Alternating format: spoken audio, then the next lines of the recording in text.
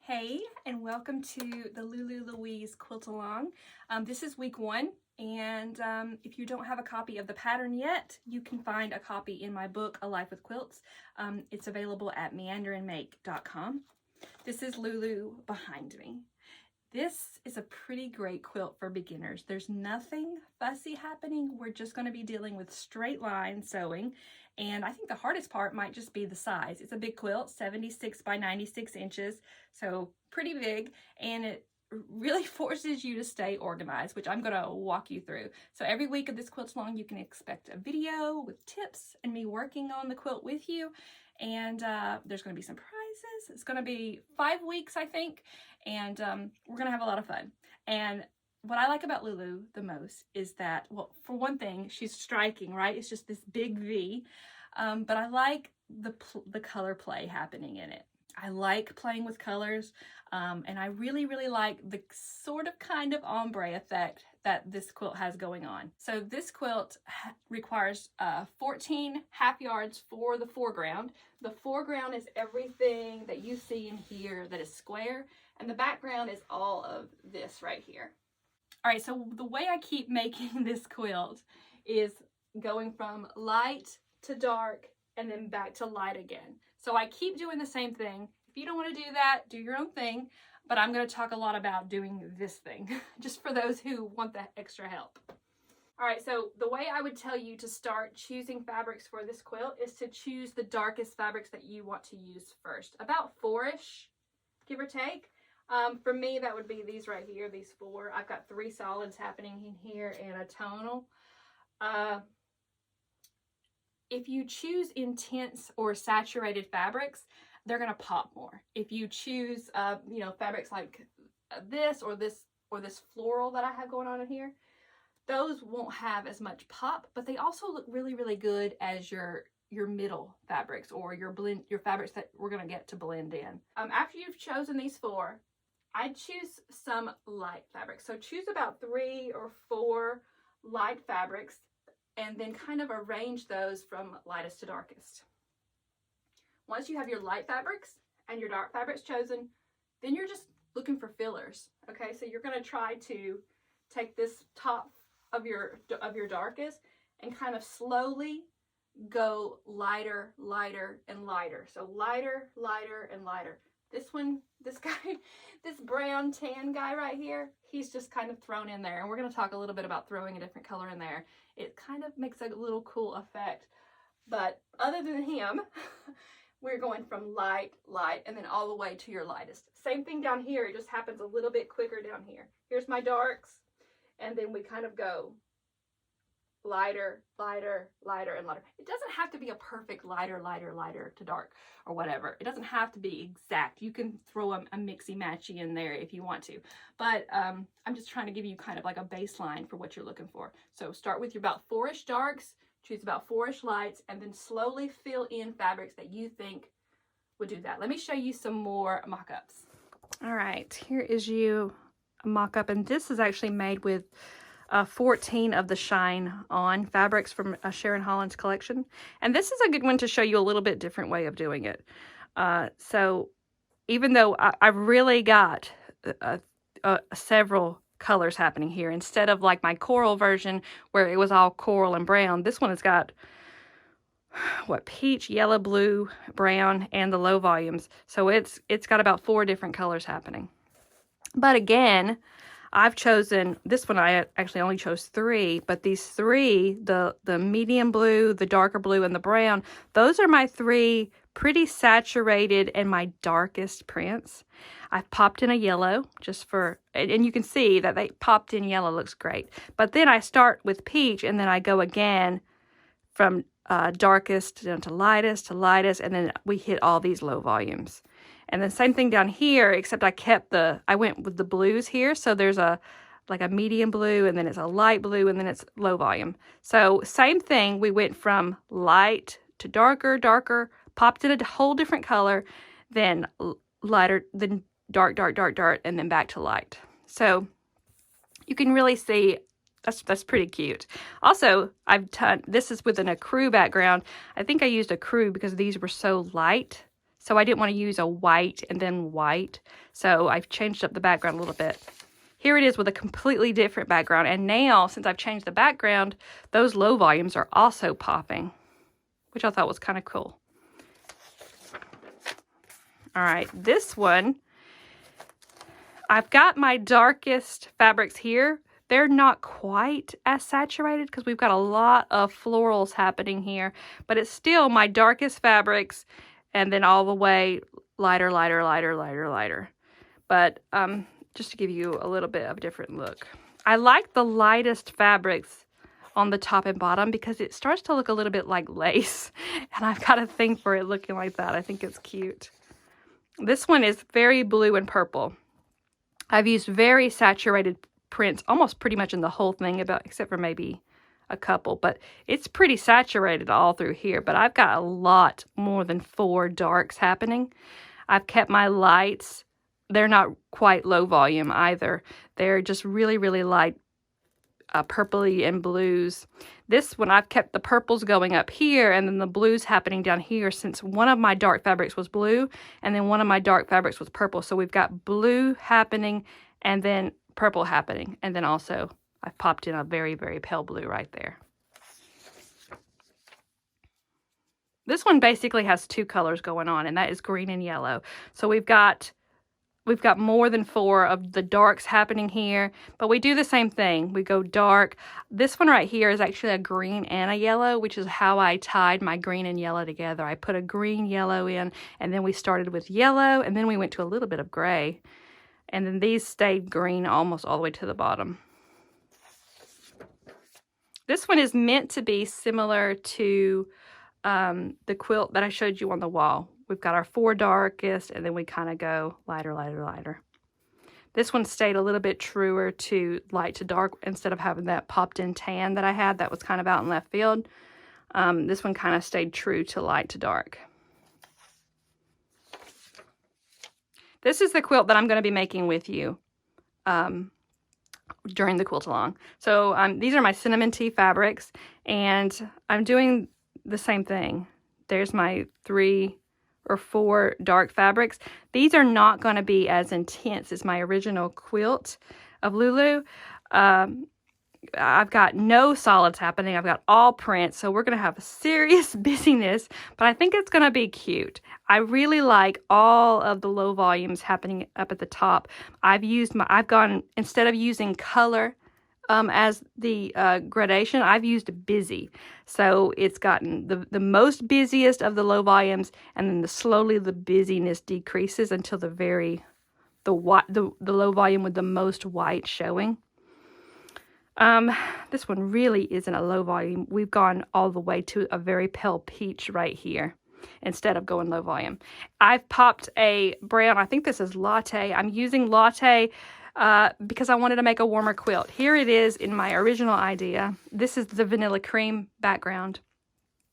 And I really like this, but I've used this exact same fabric combination in another quilt recently. So I wanted to make something a little bit warmer, which is why I'm using the latte this time around.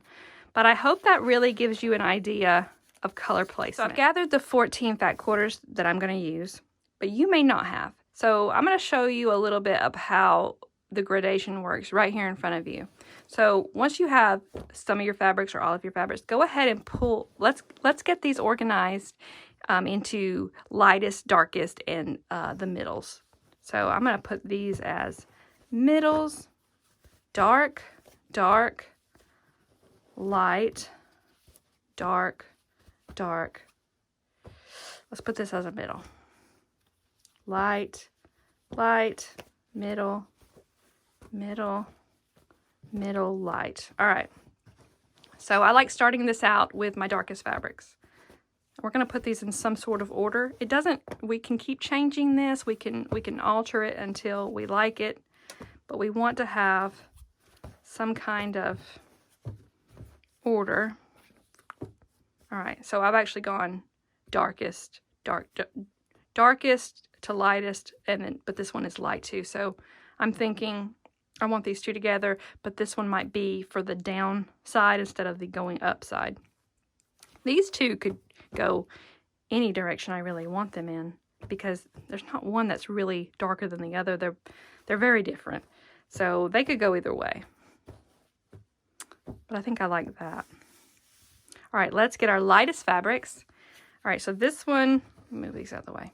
This one is our very lightest, and I already know that I want this one at my lightest position up at the top. These three are pretty close to the same color, so instead of going by color, I'm gonna go by busyness. And I think I've actually got them in order already. So let's do that. This one might go at the bottom because I want to save a light for that. All right, so we've got our lightest sorted, so grab our middles. So remember, we want this to go two ways. So let's find our darkest of these middles.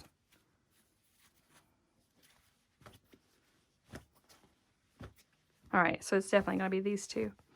So I can go like this. This could probably go either way. These could probably go in either direction. This is lighter than this one. And then we need to save some of these for down here, so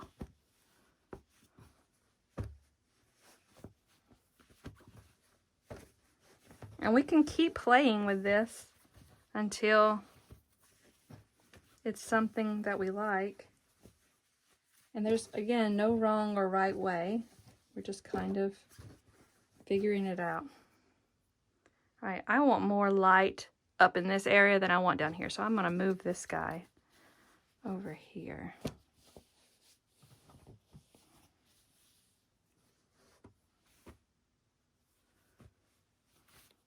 Let's see. Put that one right there. That looks good. So that gives me a long area from light to dark. And like I said, this happens quick. This looks like it would be right-ish for lightest to darkest to lightest again. But I don't like these two together because they're the same fabric. So I'm going to swap this well, I don't know if I want to do that because this has a lot of pops of white. So to me, this is reading lighter than this one. What if I move these?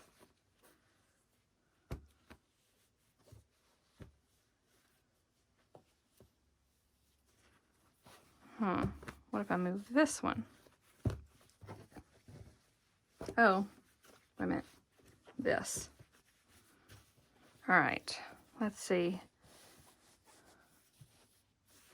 Let's see what we got going on now. All right. Dark prints to the lightest. And I don't have a lot of light happening down here, and we don't even get to low volume on that side, but that's okay. And then this, darkest, boom, boom, boom, boom, boom. I like that.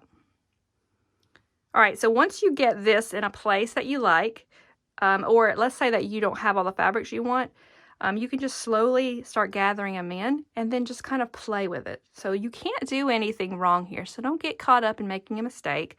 And like I said, some of these could swap in a different place and it would still look great. So there's no hard, this is right and this is wrong. Definitely not. So kind of make it your own. And you might be doing a whole different thing than this sort of kind of ombre thing that I've got happening. And that's okay too. So play with it. And like I said, no right or wrong. Just play with it and get it how you want it and how you know it until you have 14 of these fabrics happening. You also want to give a lot of thought to what you're going to use as your background. Because if I'm using a background that's this color, I probably wouldn't even use this many low volumes, but because I'm using this brown, so my low volumes are going to pop against it. But if I was using this color, I probably would have this one still, but I might not even have these three. I might have my peaches making it all the way up here instead of these three right here. So just some things to think about. Again, I've showed you a bunch of different mock-ups with the backgrounds flip-flop dark or light, and so you can see that they really look great almost everything you do. What I would make sure of is that your fabrics look individually pretty next to the fabric next to it. So just because this one and something over here might not look great, not saying it doesn't, but if it didn't, that really wouldn't matter if it looks pretty beside this guy and this guy and this guy and this guy. So just, there's a lot to think about, I know, but again, you can't mess this up. It's going to be pretty because you made it with your own hands. All right, at this point, I might want to take a picture so that I can remember the arrangement I've got going on here.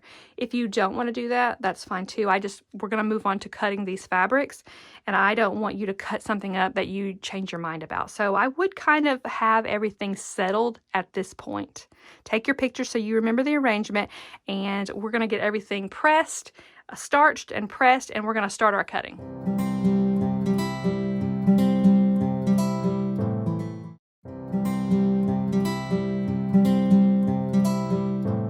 I'm going to give a little bit of a cutting demonstration because we got a lot of new quilters and I've got 2 views happening, so excuse the phone. I cut with a 60mm ruler, so I can cut through 4 layers pretty confidently. But if you've got a 45, you might want to do 2 or 3. So also, if you can see, I've got it going this way at me instead of the opposite way where I normally stand, and that's because half yards are a little bit wider.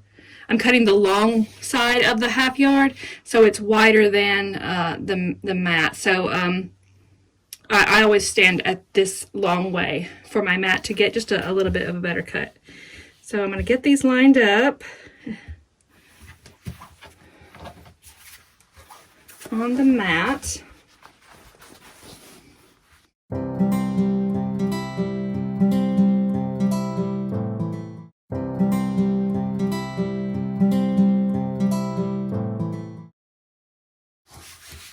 So like that. And then we're going to cut off this first sliver because that way we know we have a straight edge to work from. So cutting off this sliver first. All right, and now we're going to make our cuts. So you're going to cut how many strips the pattern tells you to cut from each of these half yards. And you're going to line up your ruler on the mat, on the top and on the bottom down here. Line up the lines on your ruler with the lines on your mat and cut your first strip. We're cutting 3 strips from these half yards. So that's going to look like this. All right, and this is going to be your scraps. So a little bit of scraps. Save those for little projects or very scrappy quilts. So like I said, I told you that I stand at the mat like this, but when I'm going to cut these into squares, I'm actually going to shift over here and I'm going to start right in here. So I'm going to cut my selvages off first. Let me just make sure all of my selvages are on the opposite side of where I'm cutting.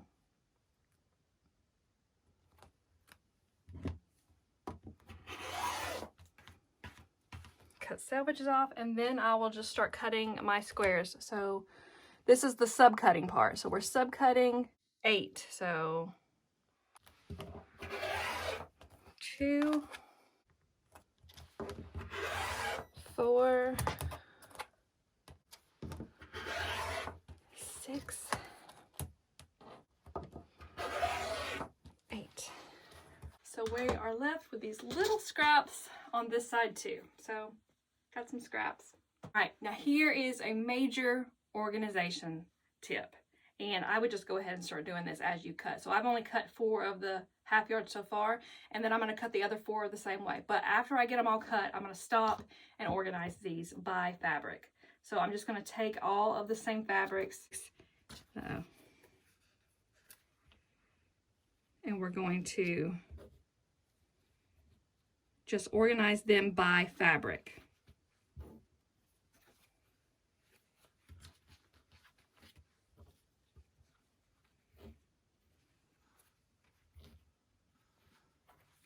So just like that, and I'm going to keep doing this until I have them all organized. Another thing is I want to make sure that they're going in the same direction, so all my flowers are going up like this on this one.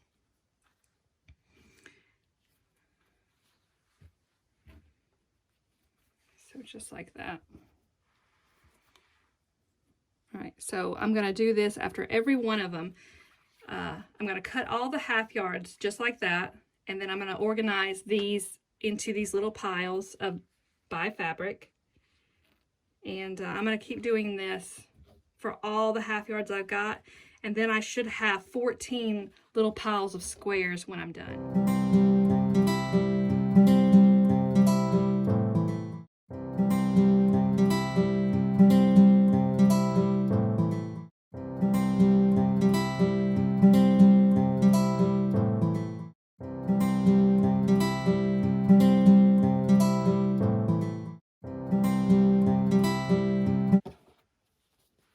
So now we have all these little stacks.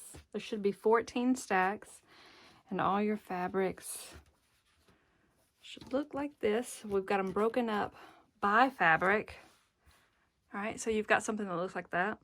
There's no need to label these. There's no need to do anything, but just keep them stacked this way. It's important that they stay in these stacks for next week. This is just part of the organizational tips that I'm going to help you, because you're going to be really, really mad if you put one in the wrong place. So start with these little stacks, and then we will talk more about this part next week. All right, so we have our foreground all cut up. Check. And now we're going to cut up our background. So let me get this pressed and starched, and then I'll meet you back here at the cutting mat. So we're going to cut up our background. And this is going to start out by cutting a whole bunch of strips first, and then we will start subcutting. So we're going to cut how many strips the pattern tells us to cut. And I've got my background doubled up. So I'm cutting through 4 layers of fabric. And I'm going to put this right here to give it a little weight so it don't fall off of my cutting mat since it's hanging from the table. And again, I'm cutting on the mat this way. I think it's easier. So let's start cutting all of the strips that it says to cut from the fabric, and that's going to be a bunch. So let's get this job done.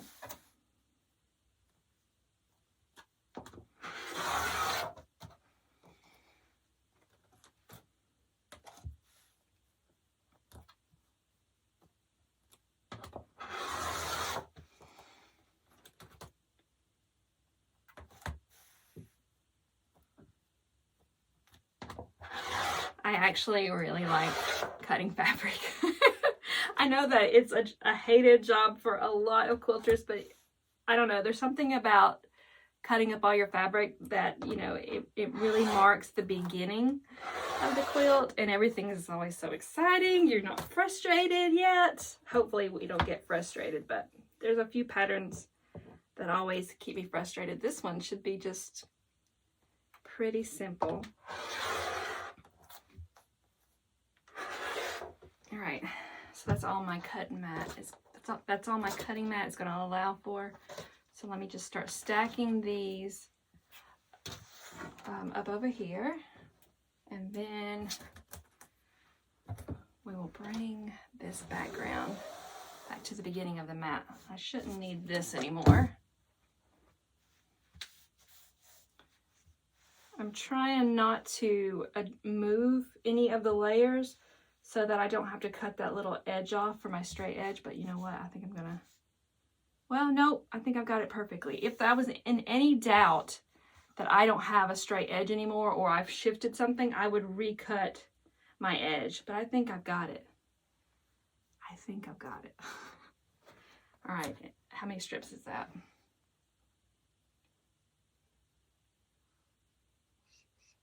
All right, so we'll just keep on cutting these strips.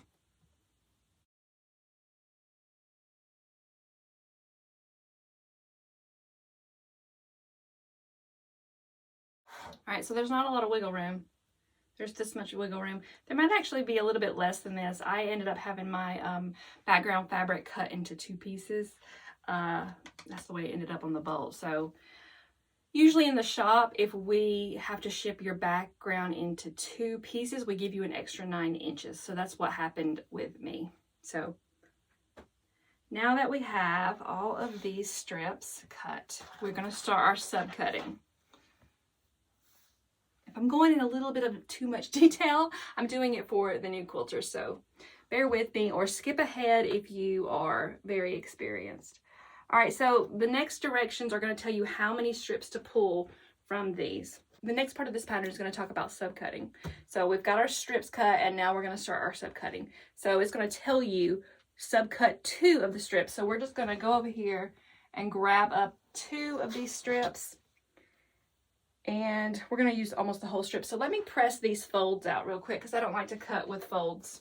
And I'm talking about these manufacturer folds in them. So I'm just going to press these out real quick. We won't have to do that for all of the strips, but I think we're doing it for a fair amount of them.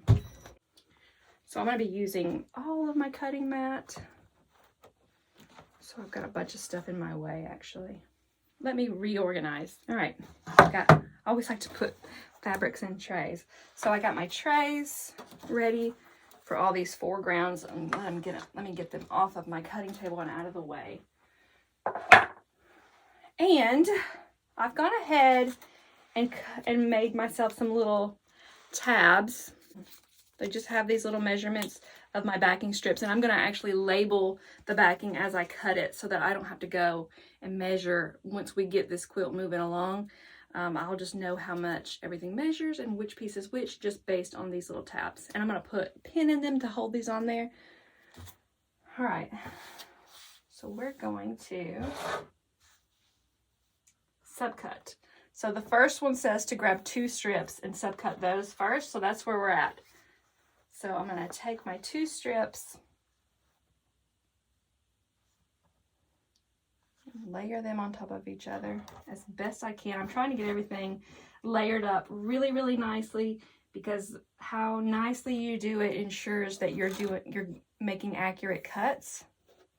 So really, really nice. And I'm going to get rid of this big ruler and work with my small ruler. All right, and we are cutting this. Each strip is going to get cut into one really long rectangle. So I'm going to cut off the selvage.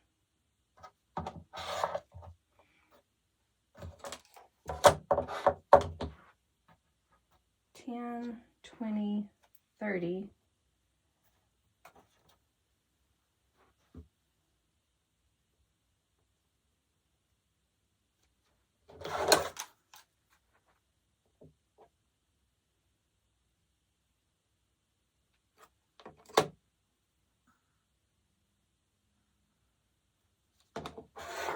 All right, there's hardly any scraps on that first one, but these strips are cut and ready to go. So I'm just going to label them. All right, so they're going to look a little something like that. I may end up having to repress them. I hope not, but it's going to look a little something like that. So I'm going to continue doing that all the way through all the subcutting strips. So the next one says to grab subcut 3 strips. So next time I'll grab 3 strips, and I'm just going to keep doing this until I have everything cut. So let me finish this up. So the third subcut tells you to grab 4 of the strips. And when I was designing this pattern, I was trying to make this subcutting part use as minimal waste as possible. I always try to think through a quilt pattern, especially when I'm cutting and how I'm cutting. And I want to make sure that I use as much of the fabrics as I can. All quilts are going to have scraps. That's just how it is. But we can really minimize how much we're wasting or throwing in our scrap baskets. Well, you never know if you're going to use that scrap or not. Somebody eventually will, but the less that goes into my scrap baskets, the better. So if you follow the directions for this cutting, it will leave you with as minimal waste as I could possibly make this. And I went back and forth with these directions, trying to get it just so But this next one has you making 2 different cuts. So I just wanted to talk about that real quick. And that's why it has you making 2 different cuts, so we don't waste anything, because these strips are, you know, 42-ish inches long, and we can get more from them than just the one cut, obviously. All right, so the third step has you subcutting 4 of our strips, 1 into a 30. From each strip, you're going to cut 1 32.5-inch rectangle and 1 4.5-inch square. So easy peasy, right? First, cut off our selvage, then make our first cut, which is the 32 and a half.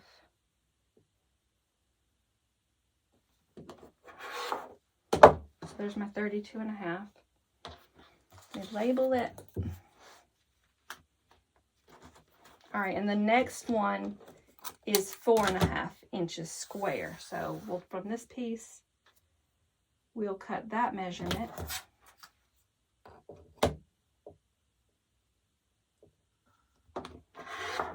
Really no need to measure this. I mean, no need to label this one, but I will. All right, so that's how you do those double cuts. So some of them have just one rectangle coming from the strips, and some of them have multiple pieces.